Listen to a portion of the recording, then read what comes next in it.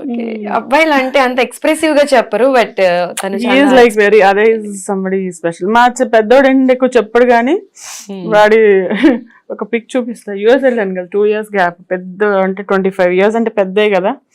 అక్కడ మాకు రూమ్ ఇచ్చారు పైన, వాళ్ళ అమ్మ వాళ్ళ నాన్నకి. నేను కింద పక్క వేసుకొని పడుకుంటూ వచ్చి నా దగ్గర ఇలా పడుకుని నా దగ్గరే పడుకున్నాడు. ఓకే. 3 days ఉన్నాడు, 3 days నా దగ్గరకే వచ్చి పడుకున్నాడు వాడు. ఓకే. వెరీ అంటే వాళ్ళు వీ హ్యావ్ సచ్ అంటే అదే నేను చెప్తున్నా, దట్ ఈజ్ మై, అది నా ఆస్తి.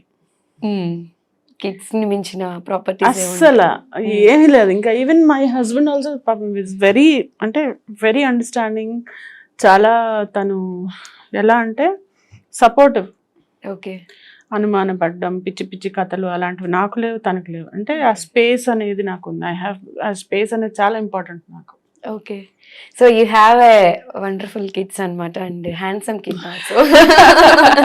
Thank you. సినిమాలు సీరియల్స్ లో ఎప్పుడు బిజీగా ఉండే మీరు ఎప్పుడైనా షూట్ లో ఉన్నప్పుడు కిడ్స్ ని మిస్ అవుతున్న ఫీలింగ్ వస్తే ఏం చేస్తారు? నేను నా కళ్ళ ముందు నుంచి జరగంగానే మిస్ అవుతా వాళ్ళని. అవునా? అసలు ఓకే. ఎంత అంటే నాకు అటాచ్మెంట్, ఐఎమ్ వెరీ ఎంత అటాచ్డ్ అంటే వాళ్ళ యూఎస్ వెళ్ళాను కదా నేను, అక్కడ మా బాబుని ఒక 2 years గ్యాప్ తర్వాత చూసాను అనమాట. 2 years గ్యాప్ తర్వాత. ఓకే. అక్కడ వాడిని చూసి నేను అరిచిన అరుపుకి కొంచెం రేడియస్ లో ఉన్న వాళ్ళందరూ అదిరిపోయారు. అంటే ఏం జరిగింది? ఒక అతనైతే వచ్చి can I give a hug, I'm very happy for you mother, can I also join అని చెప్పి వచ్చి పట్టుకున్నాడు. ఓకే. ఇట్ వాజ్ లైక్ అదే అనమాట. చాలా ఏడ్ చేస్తాను అంటే అంత అటాచ్మెంట్, అదంతే. Like very loving. మా నాన్నగారు పోలికి వచ్చింది. He was also very very loving అనమాట person. Okay. When you spread love, అదే మన ప్రభాస్ గారు చెప్పారు కదా, ప్రేమ పంచుతాం ఏముంది, మా అయితే తిరిగి ప్రేమిస్తారు అంతే కదా. If somebody doesn't like me also చాలా పర్స్యూ చేసేదాన్ని as a teenager are to my 20-25 years. అప్పుడు నాకు తెలిసేది కాదు. సంబడి డిస్లైక్స్ మీ, ఎందుకు మాట్లాడలేదు అని వెంటబడి నాకు అప్పుడు ఒకటి అర్థమైంది. తర్వాత ఒక 30-35 తర్వాత నాకు అర్థమైంది, ఓహో ఇలా ఉంటుంది కాబట్టి let us accept, that's okay.